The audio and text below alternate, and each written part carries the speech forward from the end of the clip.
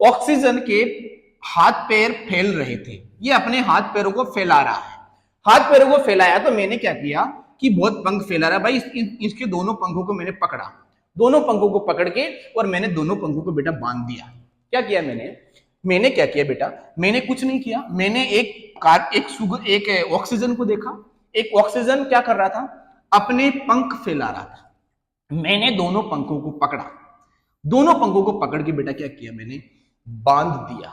ये एक चेन बन गई है, ये एक सर्कल बन गया है, एक रिंग बन गई है। इस रिंग में यहां पे कॉर्नर्स तुम्हें दिख रहे होंगे, ये कॉर्नर है। इस कॉर्नर के अलावा एक इसके बीच में ऑक्सीजन है, तो ऑक्सीजन वाली एक रिंग है। इस रिंग का बेटा तुम्हें नाम याद रखना है, इस रिंग को हम बोलेंगे फ्यूरान रिंग। क्या बोलेंगे? Furan ring.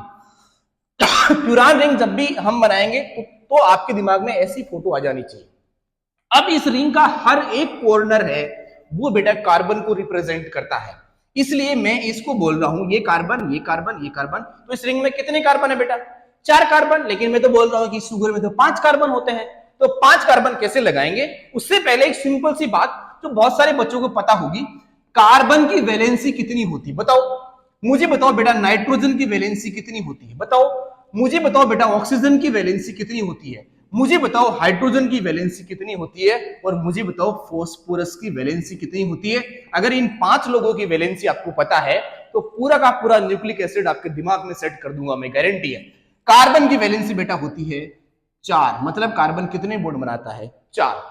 नाइट्रोजन बेटा जनरली बॉन्ड बनाएगा 3 वैलेंसी होती है। ऑक्सीजन बेटा बॉन्ड बनाएगा 2 वैलेंसी होती है, हाइड्रोजन की 1, और फास्फोरस के केस में याद रखना है ये 5 बॉन्ड बनाएगा। ये पांचों की पांचों वैलेंसी आपको पता रखनी है। अगर ये पता है तो ये रिंग बनाना, वो नाइट्रोजनस बेस बनाना, वो शुगर बनाना, वो फॉस्फेट ग्रुप बनाना सब आ जाएगा। क्या इतनी बात समझ में आई? आई तो बेटा हम आगे चलते हैं। यहां से मैं इस पार्ट को तो हटा दे रहा हूं, ये बात तो आपको याद रख लेनी है। इसके बाद में मैं इस चेन को कंप्लीट करता हूं या फिर इस शुगर को बनाता हूं कंप्लीटली। मैंने अभी बताया कार्बन की वैलेंसी कितनी? 4।